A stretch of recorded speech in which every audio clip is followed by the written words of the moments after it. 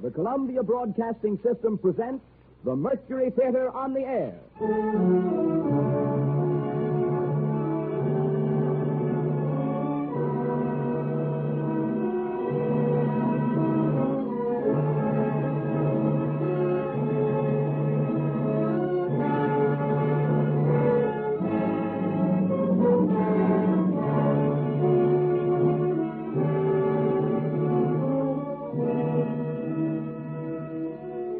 Ladies and gentlemen, the star and director of the Mercury Theater, Orson Welles. Good evening. On Thursday, July 14th, at 2:29 in the afternoon, aviator Howard Hughes set his big twin-motored monoplane World's Fair 1939 down at Floyd Bennett Field for a new record in round-the-world flying. From takeoff to landing, a trip of almost 15,000 miles took just 3 days, 19 hours and 17 minutes. That was about 3 months ago. But back in the 1870s, so Jules Verne tells us, a group of English gentlemen made a wager on what they were confident was a sure thing. Their clubmate, Phileas Fogg, had the fantastic notion that a man traveling from west to east could get around the world in 80 days. His attempts, as I think you'll agree, remain at the least more incredible than Mr. Hughes' achievement. And that's the story of adventure and breakneck speed that Orson Welles and the Mercury Theater on the Air bring to life for us tonight. Jules Verne's Around the World in 80 Days, with Orson Welles as Phileas Fogg.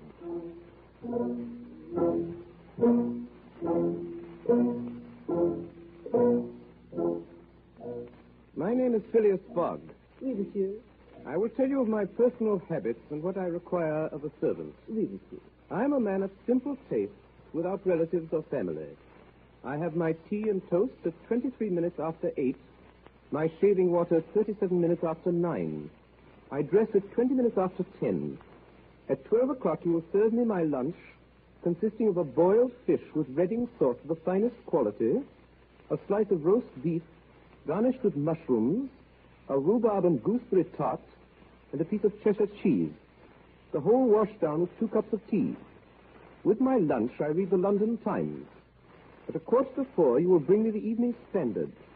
At 5 minutes to 6, you will bring me my hat and cane. I dine at the Reform Club. At midnight, you will serve me a glass of ale and a chicken sandwich. Really, you see that the duties of my servant are not arduous. My present servant has been with me for 4 years. I have been forced to dismiss him. He brought me my shaving water this morning at a temperature of 84 degrees Fahrenheit instead of 86. That is an unpardonable offense. You understand? Oui, monsieur. You are a Frenchman, and your name is John. Jean, if it does not displease, monsieur. Jean Passepartout. To be frank, I have had several trades. I have been a traveling singer, a circus rider, a vaulter like Léotard, a dancer on the rope like Blondin. I have been a professor of gymnastics, and I was sergeant fireman at Paris.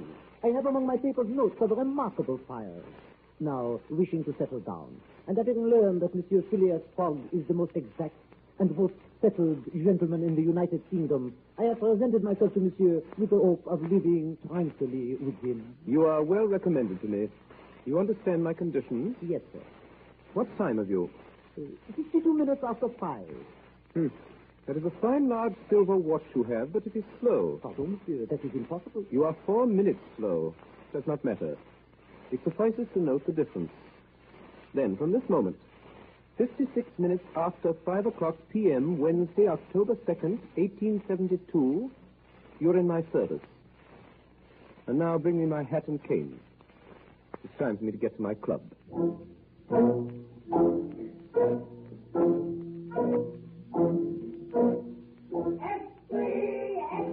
Robbery! Read all about the robbery in the Bank of England. 54,000 pounds stolen by daylight. Read all about the big robbery. Paper!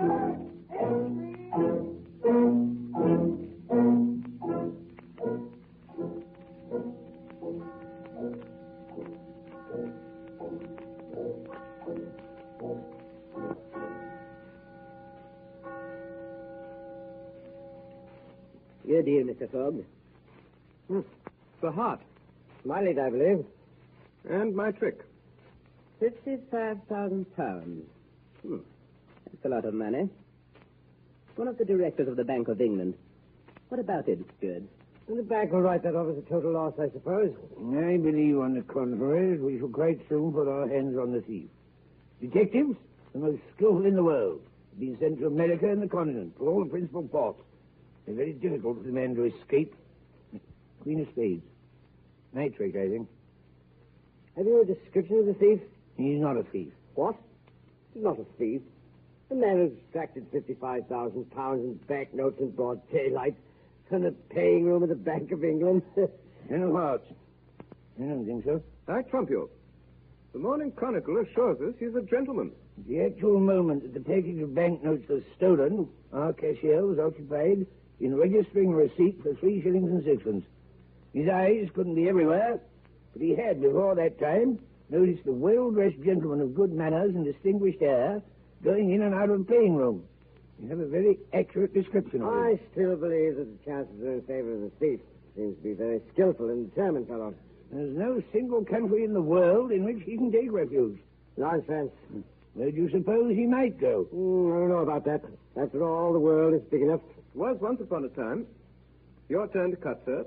How, once upon a time? Has the world grown smaller by any chance? Without doubt. I agree with Mr. Fogg.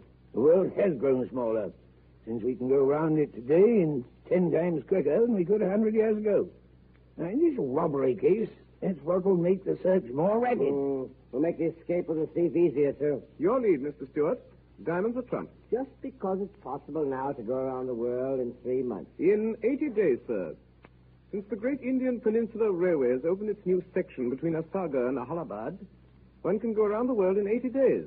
I have here a calculation made by the Morning Chronicle.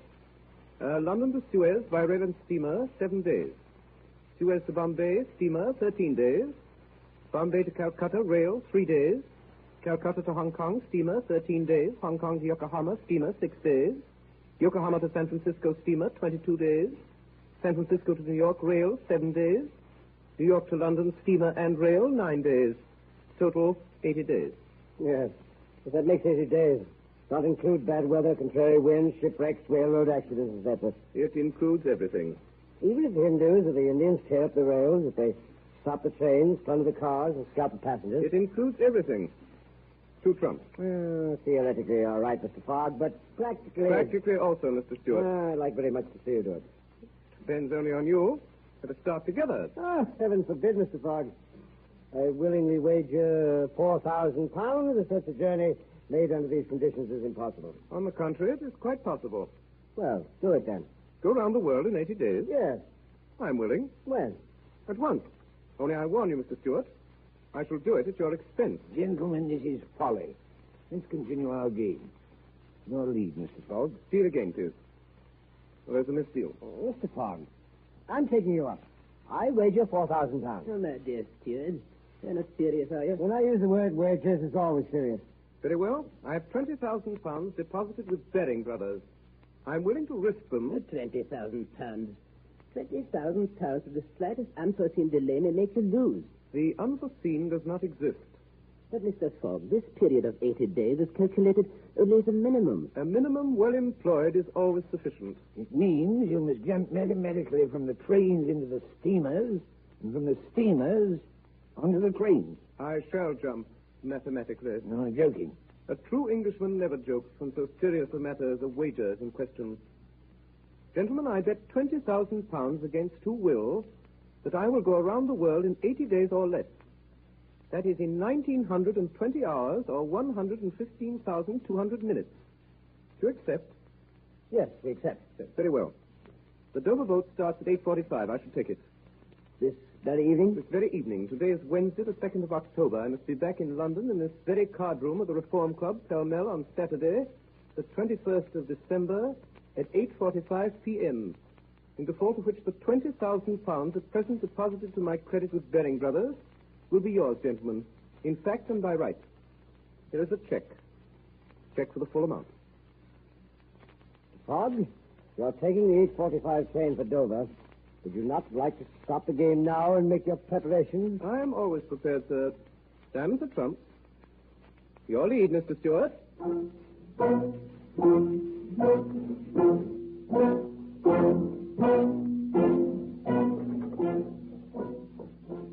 Passepartout. Passepartout. Oui, monsieur. Passepartout, it is the second time that I have called you. But it is not midnight, monsieur. I do not expect... I know it, and I do not find fault with you. Prepare yourself. We leave in 10 minutes. No trunks are necessary, only a carpet bag. In it 2 woolen shirts and 3 pairs of stockings. The same for you. We will purchase on the way. You may bring down my mackintosh and traveling cloak, also stout shoes, although we will walk but little or not at all. Also take this bag and take good care of it. There are 20,000 pounds in it. But... Yes? Monsieur is thinking of leaving home? Yes, Passepartout. We are going around the world.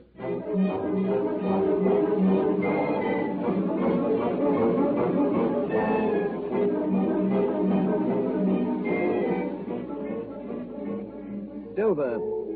It's now 11:22. We've gained 40 seconds already. Monsieur! Yes?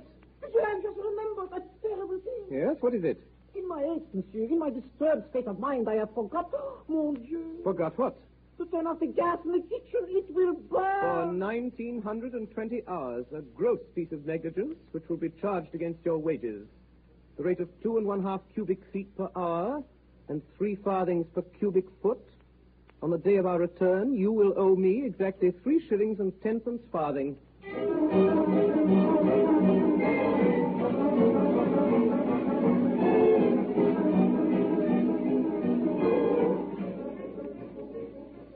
From the saloon of the Reform Club, our bet didn't take long to find its way into the press.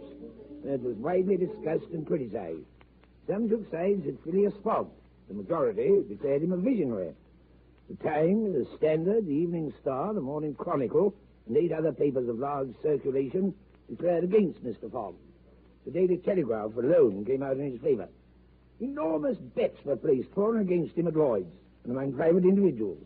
A bond was issued, which was immediately listed on the London Stock Exchange. For a few days, the market in Phileas Fogg was firm above par. Enormous transactions were made.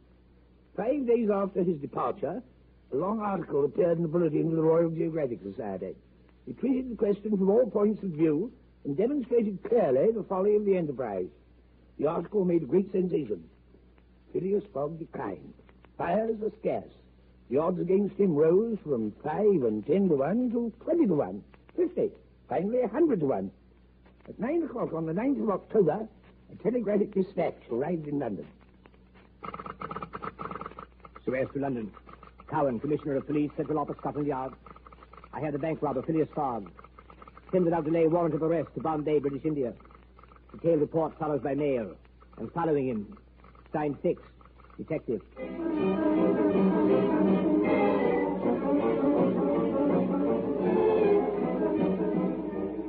Left London, Wednesday, October 2nd, 18:45 p.m.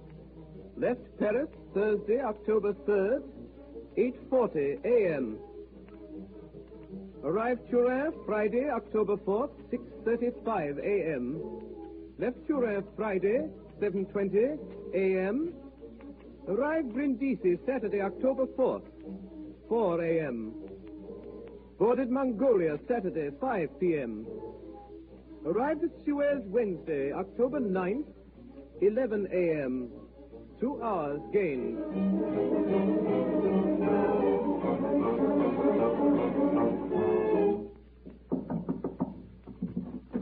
Majesty's Counsel.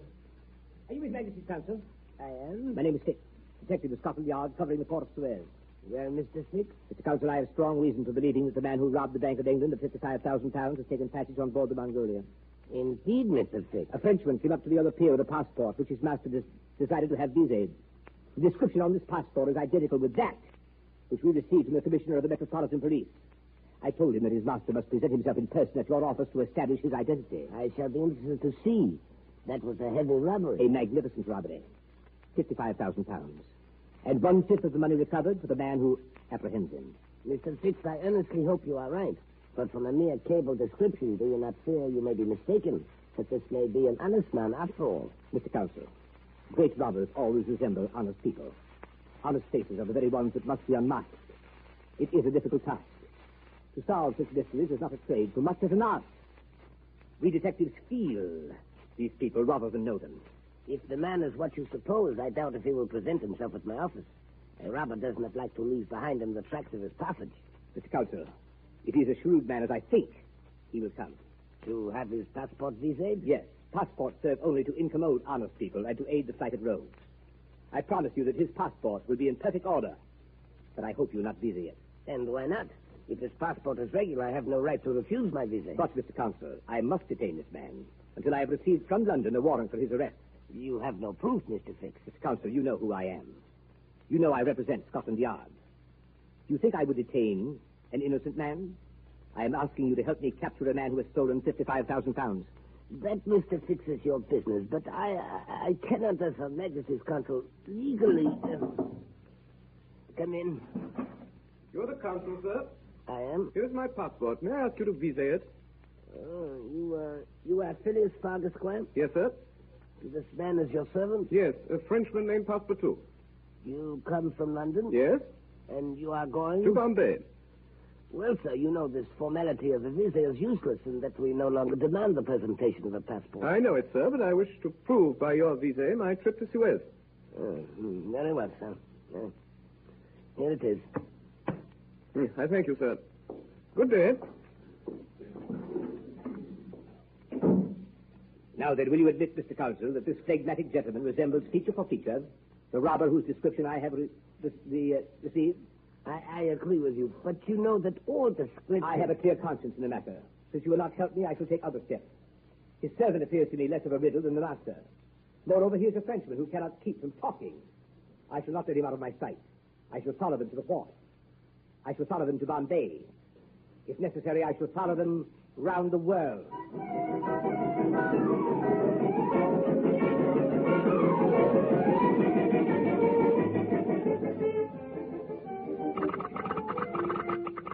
Arrest for London, Commissioner of Police, Scotland Yard.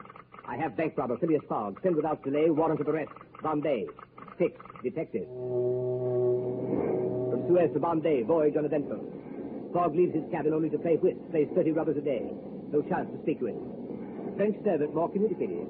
Have exchanged several drinks with him. Says his master carries an enormous sum of money with him in fresh new banknotes. He has promised £1,000 to chief engineer if he makes Bombay 2 days ahead of time. Bombay to London, Commissioner of Police, Scotland Yard. Arrive Bombay 2 days early. Warrant not here. Following bank thief to Calcutta. Send warrant there. 6. Detective.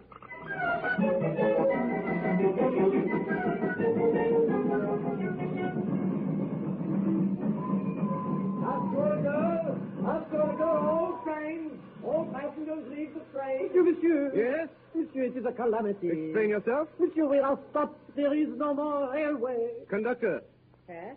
Conductor, where are we? Second, sir. Whether our way ends? This railroad is not finished. No, sir. The papers announced the opening of the entire line 3 weeks ago. The papers were mistaken, sir.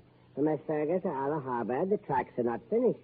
Passengers must be otherwise transported. Monsieur, what a calamity. This delay will ruin us. It was provided for. We have gained 2 days, which we can afford to lose. The steamer leaves Calcutta for Hong Kong at midnight on the 25th. This is only the 23rd. We shall arrive at Allahabad tomorrow and Calcutta on the following day. How far is it from here to Allahabad? 80 miles, sir. How may one get there? There are many ways, sir. Four-wheel Harris, D-book cart, palanquin. How long does it take to reach Allahabad by these methods? 2 days, sir. Perhaps 3. Too long. Is there no faster means of transport? No, sir. Think. Well, there's only one thing. Can go from here to Allahabad in less than 2 days, and that is not obtainable. What is it? An elephant, sir. Thank you. I shall acquire an elephant. 10 pounds an hour. No, sir. 15 pounds. Hire my elephant, Your Honor. I could not consider it. His name is Kiuni. He is an elephant of combat. Very swift and very strong. 30 pounds. But no, sir. 40 pounds. For so small a sum, sir, I cannot let him out of my sight. He is my only treasure, Your Honor. How do I know I could ever see him again? Then I will buy him from you. It is not possible. I will give you 1,000 pounds. Sahib, for such a beast, that is nothing. 1,200. No, sir. 1,500. Sir, I love him as though he were my own child. 1,800. I am not a greedy man, Your Honor. Her Honor, 2,000 pounds. I cannot refuse a favor to so noble a gentleman. Sab, you may have my beast, and I will be your guide. Pass for two. Oui, monsieur. The carpet bag. We start at once.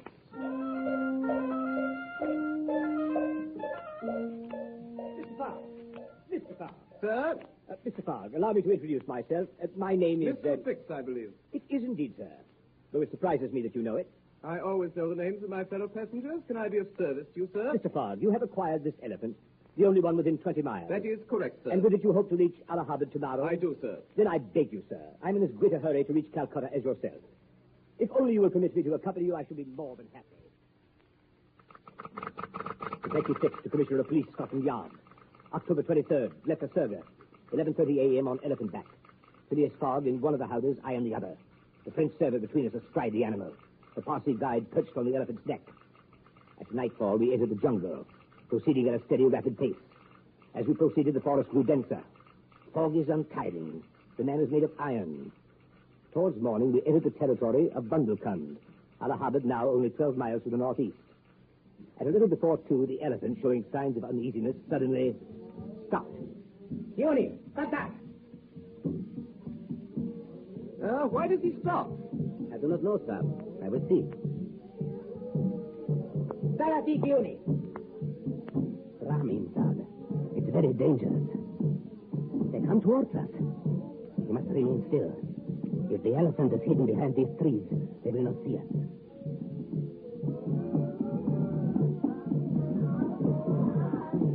Sati.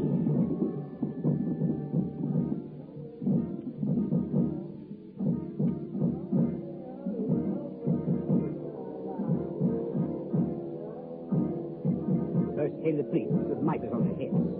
Behind them in a car with large wheels was a statue with 4 arms, its body colored dark red, its eyes haggard, its hair tangled, its tongue hanging out, its lips covered with henna and beetle. Around its neck was a collar of skulls, around its waist a girdle of human hands. What is that statue they're dragging? Kali, the Hindu goddess of love and death. Of death, perhaps. Of love, never, that ugly old witch. No, in my confinement.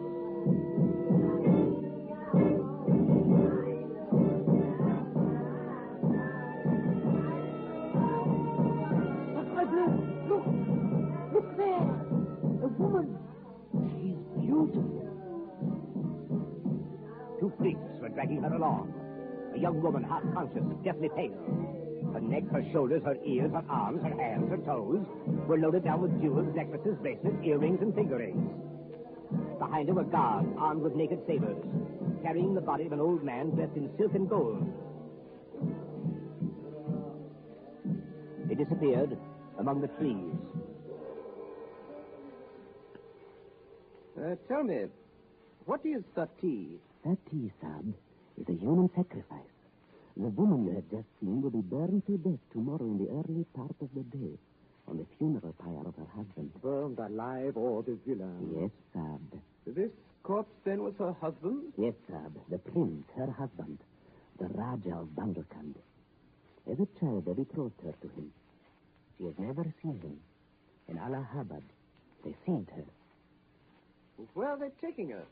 To the pagoda of Pilaji, 2 miles from here. There she will pass the night in waiting for the sacrifice. And this sacrifice will take place...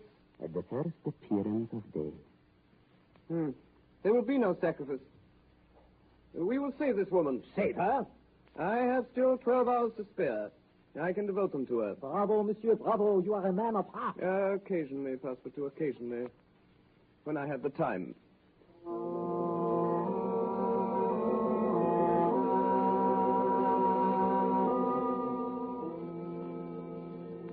Waited for nightfall. 12:30, reached the pagoda of Pilaji. Found it heavily guarded. We can do nothing before dawn, Sab. We will wait. You know, Sab, that we not only risk our lives, but horrible punishment if we are taken. I know that. We will wait. What good gad, Mr. Fogg. Didn't you say you must reach... Mr. Fix, it will do if I reach Allahabad tomorrow before noon. We will wait.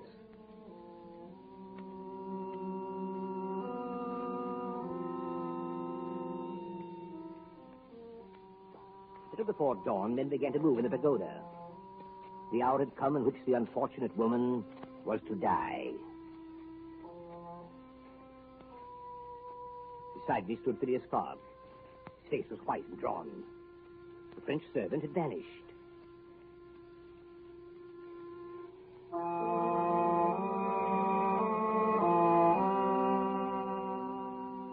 The doors of the pagoda were now opened.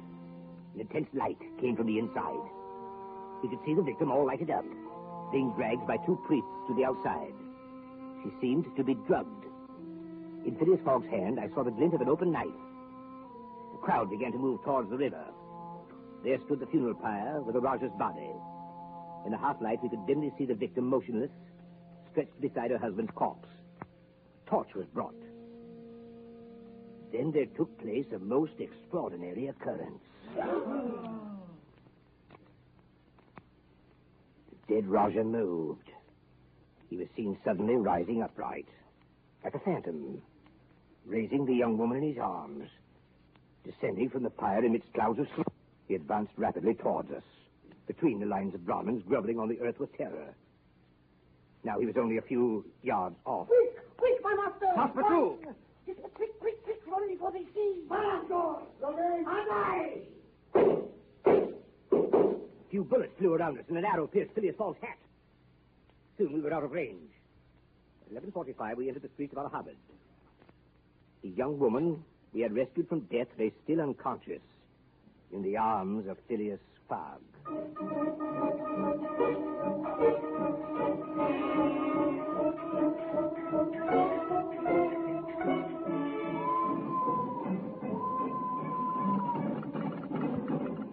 Calcutta to London, Commissioner of Police, Scotland Yard, October 25th, 4 p.m. Had Phileas Fogg and French servant arrested today, charged of abducting Indian princess. Rush warrant for arrest on bank robbery charges. 6 detectives. Calcutta to London, October 25th, 11:10 p.m. Phileas Fogg and servant freed on payment of £1,000 fine. Sailing Hong Kong tonight with Indian princess and following them. Rush warrant, Hong Kong. 6 detectives. Hong Kong to London, November 7th. Warrant received too late. Fogg left for San Francisco tonight aboard special charter. Following him. Arranged expedition proceeding San Francisco. 6 detectives. San Francisco to London, Commissioner of Police, Scotland Yard. Phileas Fogg, French servant and Indian princess arrived at San Francisco December 3rd. Leaving 6 p.m. for New York. Advise Her Majesty's Consul, New York, arranged expedition. 6 detectives. Salt Lake City to London, December 5th. Traveling same train as Fogg and party. Have him under constant surveillance. 6 detectives.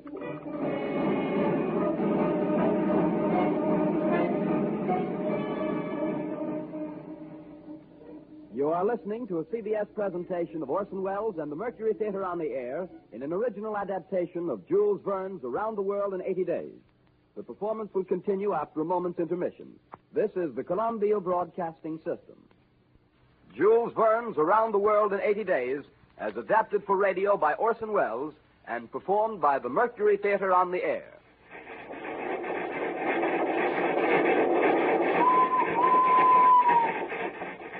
Oh, mon Dieu, what a country is this America? December 3rd, we leave San Francisco. There are men fighting in the streets. They are electing a justice of the peace.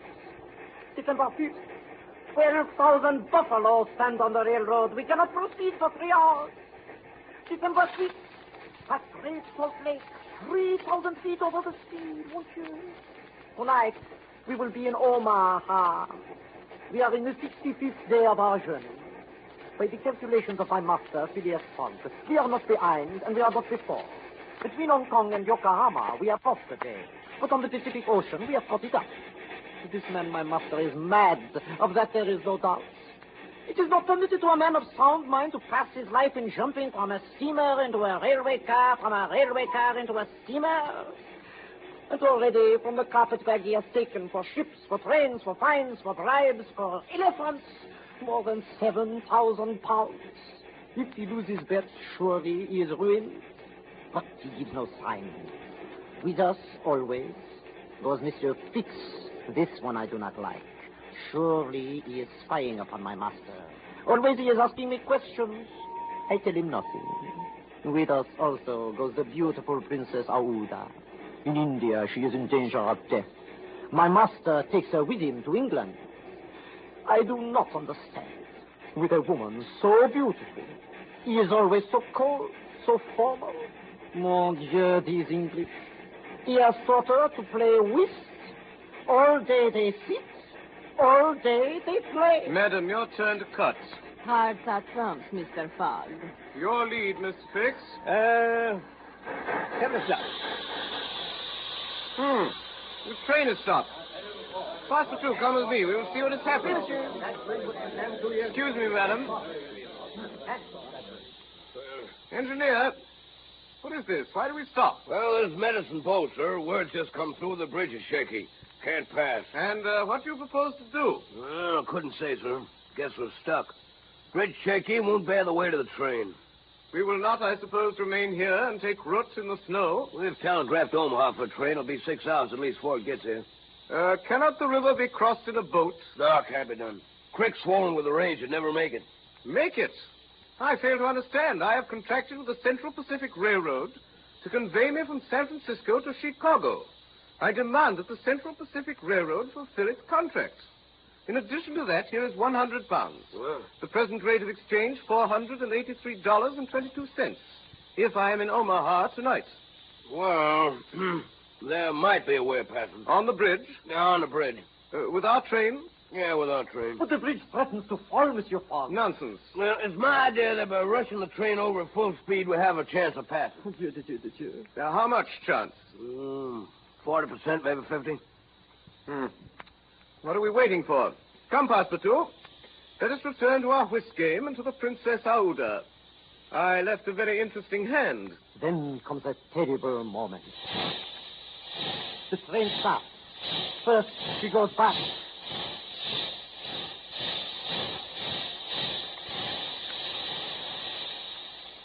And then she goes towards the bridge.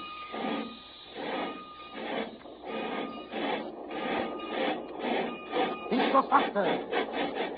Faster and faster. We are at the bridge.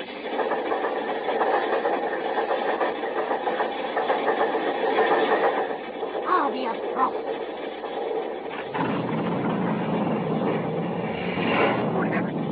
What was that? Sacre Dieu. That was the bridge falling behind us. I think we shall win this hand, Mr. Fix.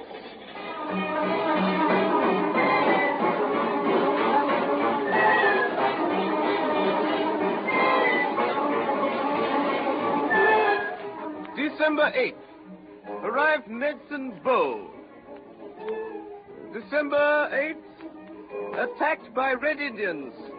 Arrived Fort Kearney, 7 a.m., 20 hours behind time. December 8th, left Fort Kearney, 8 a.m. by ice sled. December 9th, arrived Omaha, 3 p.m., 14 hours behind time. December 10th, arrived Chicago, 4 p.m., 8 hours behind time. Left Chicago, 4:30 p.m., by special train. December 11th, arrived New York, 9:35 a.m. Steamship China sailed 9:10. We've missed it.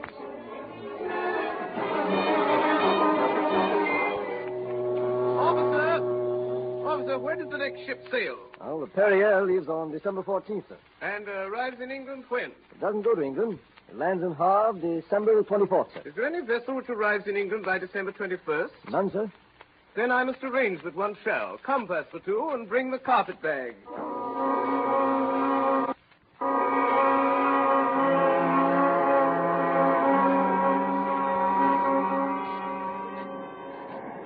Are you the captain of this ship? I am. I'm Phileas Fogg of London. I am Andrew Speedy of Cardiff. Excellent. Are you ready to sail? In an hour. You are loaded for... Bordeaux. Your cargo? Gravel. You have passengers? No passengers. Never have passengers. A cargo that talks too much. Your vessel sails swiftly? Between 11 and 12 knots. The Henrietta, well known, sail and steam. Do you wish to convey me to Liverpool, myself and 3 persons? Liverpool? Why not to China? I said Liverpool. No. No? No, I'm setting out for Bordeaux. It doesn't matter what price? It don't matter what price. But the owners of the Henrietta. The owners of the Henrietta are myself. The vessel belongs to me. I will charter it from you. No. No? I will buy it from you. No. No. Well, will you take me to Bordeaux? No, not even if you paid me $200. I offer you 2,000. For each person? For each person. And there are 4 of you? 4. I leave at 9 o'clock. It is 8:30. At 9 o'clock, we will be on board.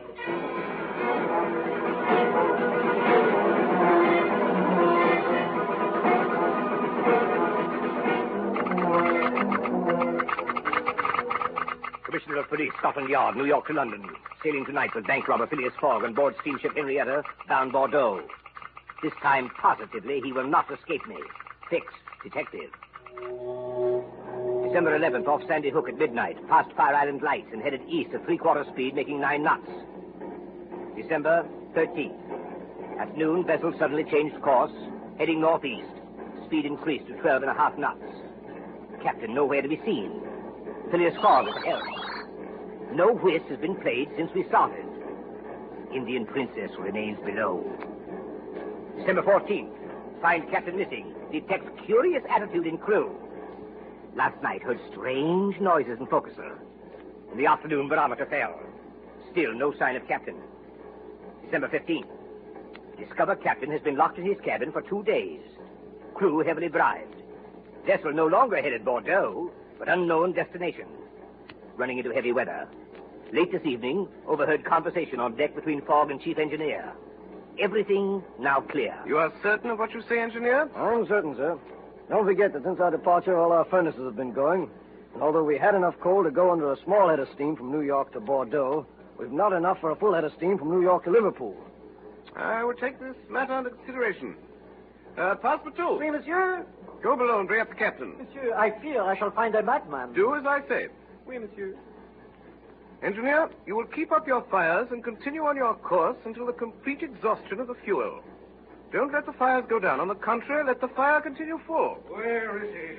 Where is he? Good evening, Captain. Oh, you scoundrel. Captain Speedy, you will forgive me for any slight inconvenience I have caused you, but you are an obstinate man, and my business is urgent. Pirate, where are we? 770 miles from London. Gee, skipper, what have you done with my ship? I have sent for you, Captain, to ask you to sell it to me. No, by all the devils, no. Then I shall be obliged to burn her. To burn my ship? Her upper portions, for we are out of fuel. Burn my ship? A ship that's worth $50,000? I offer you 60,000. Almighty heaven. Well, Captain, what do you say? And the iron hull will be left? The iron hull and the engine, sir. Is it a bargain? A bargain. Passepartout. Yes. The carpet bag. Captain Speedy here is your money. Count it, please, and don't let all this astonish you. Know that I shall lose £20,000 if I'm not in London on the 21st of December at 9:15 in the evening. This ship is now mine? Certainly, from keel to the tuck of the mast. All the wood she carries. Very well, Captain Speedy. You may resume command of your ship. Dismantle the furniture and fire up the debris.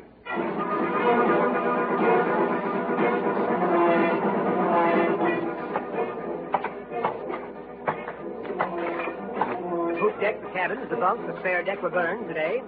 Reached speed of 13 knots. December 19th, dropped, knots, and spars consumed.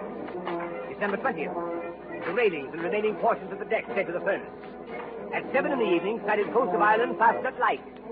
At 10 o'clock, arrived off Queenstown. Mr. Fogg. Yes, Captain? Mr. Fogg, you're a brave man. Thank you. From the bottom of my heart, I pity you. Everything is against you. You have 24 hours in which to reach London, and yet we are only off Queenstown, and there's no more wood. Is that Queenstown where I perceive the lights? Yes. Can we enter the harbor? Not for 3 hours, only at high tide. Very well. We will wait.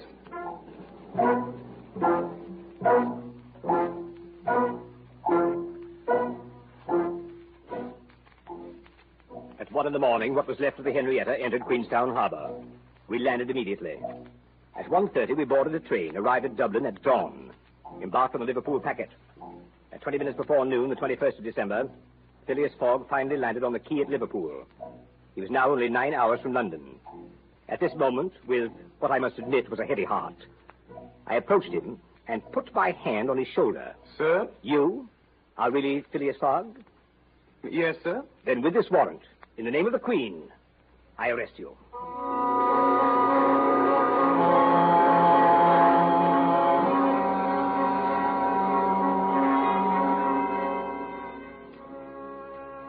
Ah, mon Dieu, mon Dieu. So, on the 80th day of his tour around the world, only 9 hours from London, with 3 hours and 5 minutes to spare and 20,000 pounds at stake, my master is imprisoned here in the custom house at Liverpool. I am desolate. It is snowing. Mon Dieu, what shall I do? All morning we wait. On the porch of the custom house where we wait, it is damp and cold. But Madame Aouda will not desert my kind master, who sits inside alone. What will become of him? The last train for London leaves at 2 o'clock. Alas! Ah, mon Dieu! Frank Walker arrested. Read all about the rest of 55,000 pound robber.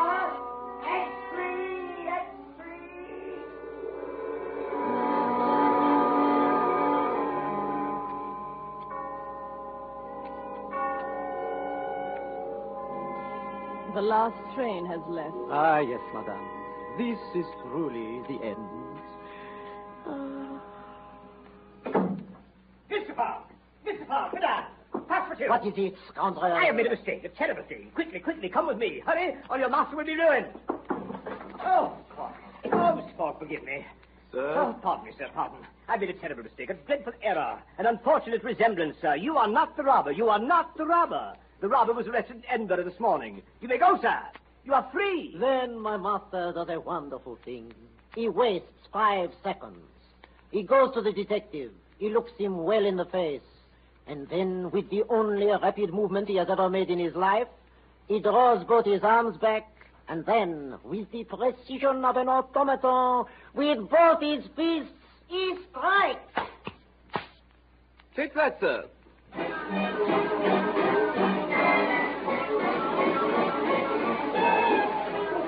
We jump into a carriage, and in 5 minutes we are at the station. It is 40 minutes past 2. Phileas Fogg orders a special train.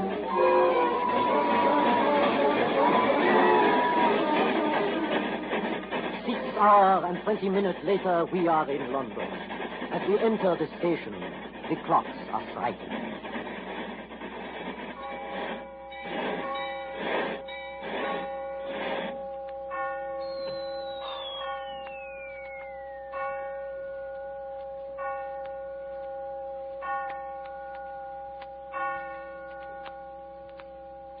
My friends, I've been around the world in 80 days and 15 minutes. I've lost.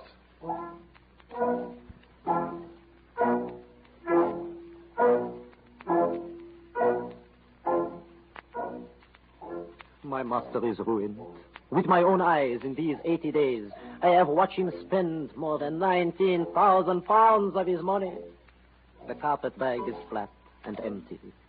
And tomorrow the gentlemen of the Reform Club will cash their check for 20,000 at Baring Brothers. Sadly, this evening, we return to the house in Savile Row. In the kitchen, the gas is still burning. Our neighbors do not know we have returned.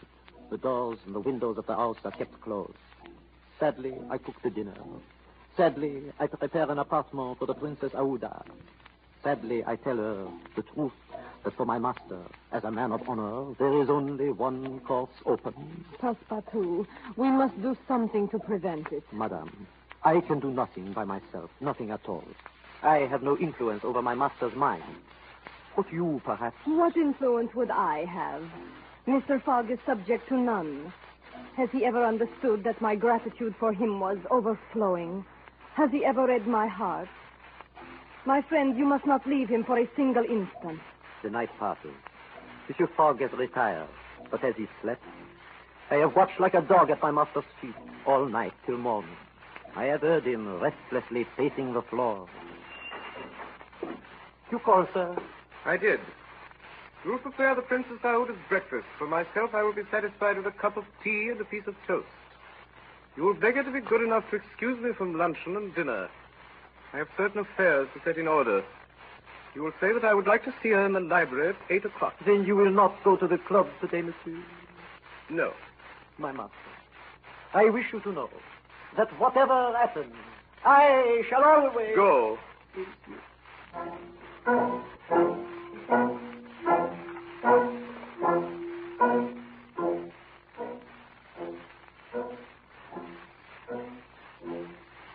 I have desired to speak with you this evening, madame, in order to beg your forgiveness. Mine, sir.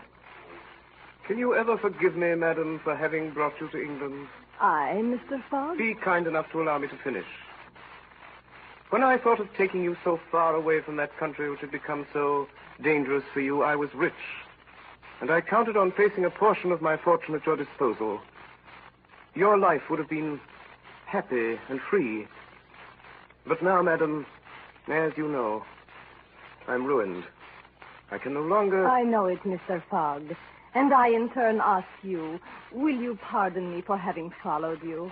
And who knows, for having perhaps assisted in your ruin by delaying you? Madam, you could not remain in India, and your safety was only assured by removing you so far that those fanatics could not retake you. But, Mr. Fogg, was it not enough that you should rescue me from a horrible death without feeling that you were obliged to assure my position abroad? It would have been my pleasure, madam, to events have turned against me. However, I ask your permission to dispose of the little I have left in your favor. But you, Mr. Fogg, what will become of you? I, madam, shall not need anything. But how, sir, do you look upon the fate that awaits you? As I ought to look at it. Whatever the future holds for you, so kind a man as you could never be in want, I am sure. Your friend... I have no friends, madam. Your relative... I have no relatives. I pity you, Mr. Fogg. Solitude is a sad thing. Is there not one heart into which you can pour your troubles? They say that with two, misery itself is bearable. They say so, madam. Mr. Fogg, you will not think me bold if I ask you whether you might wish at once a relative and a friend. Will you have me for your wife? You close your eyes, Mr. Fogg. Will you not look at me and answer my question? I love you. Yes, in truth. By everything most sacred in the world, I love you. And I am yours. Ah, my friend. Did you ring, sir? Passepartout. Oui, monsieur. You will notify the Reverend Samuel Wilson of Marylebone Parish of our intention to be married as soon as possible. Bon, monsieur. It is not too late to go now, is it? Never too late, monsieur. It will be for tomorrow, Monday. For tomorrow, Monday, my dear? For tomorrow, Monday. Yes, monsieur. Yes, madame.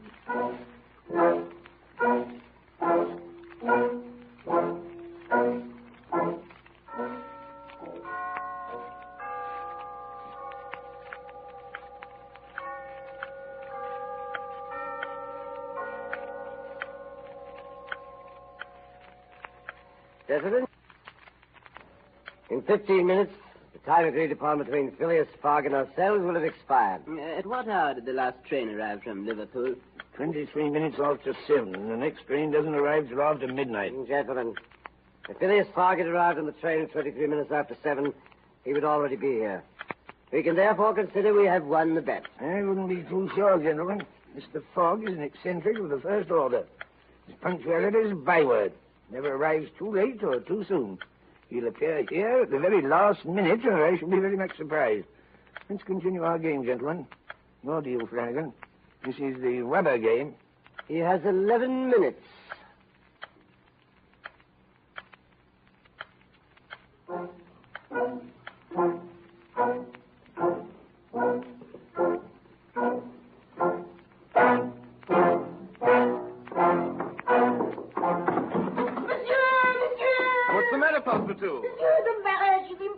Impossible? What do you mean? What stands in the way? Impossible tomorrow, sir. Explain yourself, Passepartout. It is impossible tomorrow, monsieur. Tomorrow is Sunday. Monday, Passepartout. Today is Saturday, monsieur. Have you lost your mind? Today is Sunday. Oh, sir, today is Saturday. Saturday? Impossible. Yes. You have made a mistake of one day. We have arrived 24 hours in advance. Today is Saturday, the 21st.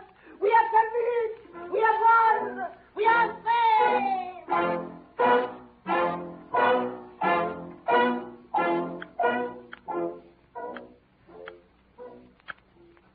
10 minutes.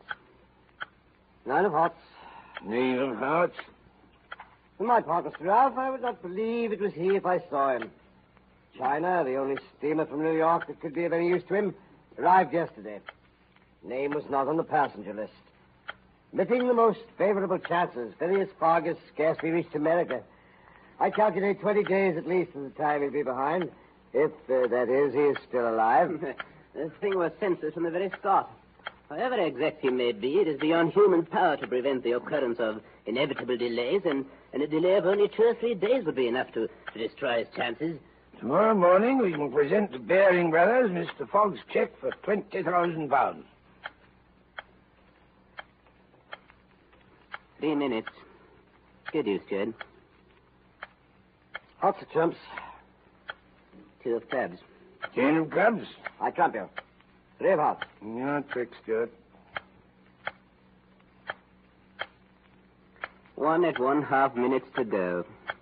Gentlemen, it is now 8:43 and a quarter. I propose we resume this game at 8:45 p.m.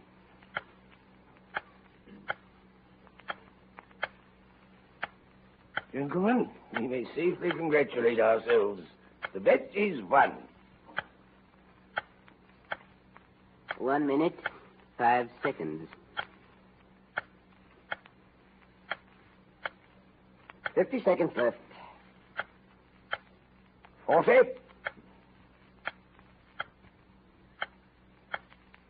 25. 15. 14. 13. 12. 11. 10. 9. 8. 7. 6. 5. 4. 3. 2. Good evening, gentlemen. It's a good wager. I'm afraid you've lost.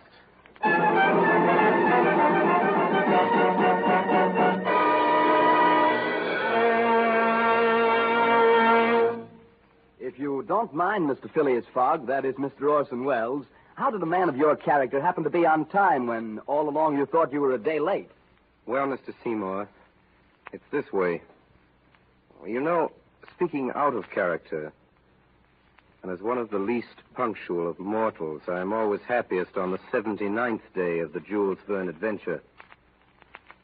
Here, for a blissful page or two, it does really look as though all my life's long list of trains missed and appointments forgotten may be finally justified in the delirious unlikelihood of Mr. Fogg losing his bet. We of the world who can't read timetables, wind watches, or get out of bed, we for whom traffic jams were made and for whom the alarm clock never rings, we more than any regard with benevolent suspicion those incidents which delayed the undelayable Englishman. To us, they are less like incidents than excuses. And the whole story is too good to be true. An alibi we'd never dare. At least, I'd never dare anything like this. Excuse me, old man, I tried to make it, but you see, there was an Oriental princess and a tribe of Red Indians, and then we had to burn up our ship on the way over for fuel. I'm sure you know how it is. Most annoying. Hope you'll forgive. As I say, it sounds like the ultimate, the magnificent alibi it ought to be, but, oh, horror. There appears in the last chapter a Jules Verne nick in time, an unpredictable split infinity that flings the truth in our teeth and turns the timetables. And here our envy turns to loathing as we, who are always late, realize that the 81st day is actually the 80th. that the 5 minutes after midnight is really the 11th hour, that Phileas Fogg made it and is lost to us. Well, Mr. Seymour, here's the solution. At a period when your grandfather saw the sun pass the meridian 80 times, Mr. Fogg, rushing precisely around the globe toward the sun, celebrated this solemn and unavoidable occasion 79 times only and gained a day. Myself, I don't understand it even after I've explained it. But you do, I'm sure. You who get there and keep nobody waiting. You probably guessed it before we began.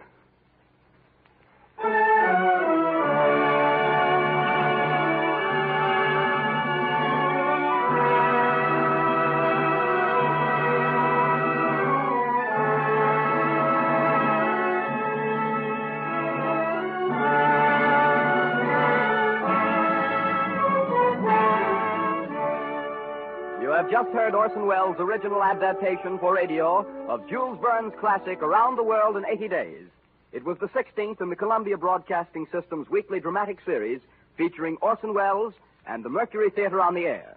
In the cast tonight were Ray Collins as Mr. Fix, Edgar Barrier as Passepartout, Eustace Wyatt as Ralph, Frank Rettick as Stuart, Arlene Francis as Madame Aouda, Stefan Schnabel as the Parsi, Al Swenson as the captain, William Allen as the officer, and Orson Welles as Phileas Fogg.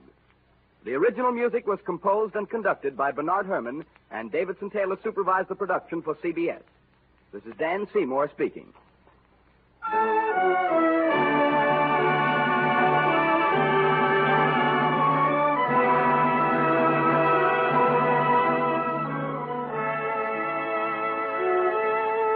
Next week, The War of the Worlds by H.G. Wells, with Orson Welles as producer, director, and featured artist, supported by the Mercury Theater on the air. This is the Columbia Broadcasting System.